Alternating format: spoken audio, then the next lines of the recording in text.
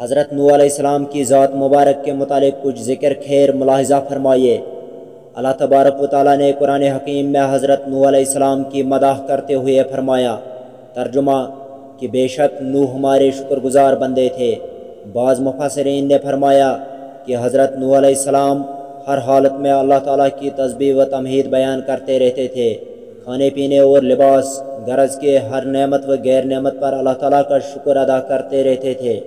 حضرت انس بن مالک رضی اللہ تعالیٰ عنہ سے مروی ہے کہ نبی اکرم صلی اللہ علیہ وسلم نے فرمایا کہ بے شک اللہ تعالیٰ ایسے شخص کو اپنی رضا و خوشنودی کا پروانہ عطا فرما دیتے ہیں جو کہ ہر کھانے اور ہر پینے پر اللہ تعالیٰ کی حمد و ثنا بیان کرتا ہے۔ فائدہ پہنچایا تجھ کو تیری نعمتوں نے میری طرف سے 3 چیزوں کا، میرے ہاتھوں کا اور میری زبان کا اور پوشیدہ قلب کا، یعنی تیری نعمتوں کی وجہ سے میری زبان، میرے ہاتھ، میرا دل تیرے شکر و عظمت میں ماہوں ہیں۔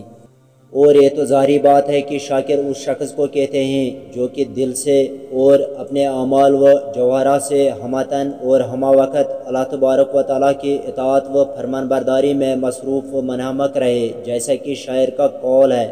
شاعر نے بھی شکر کے لیے 3 ہی چیزوں کو ذکر کیا، ہاتھ، زبان اور دل، کہ شکر ان 3 چیزوں ہی سے ادا ہوتا ہے۔ باقی آپ سننے والے ناظرین صحت و تندرست اور خیر و عافیت سے رہے، آمین ثم آمین۔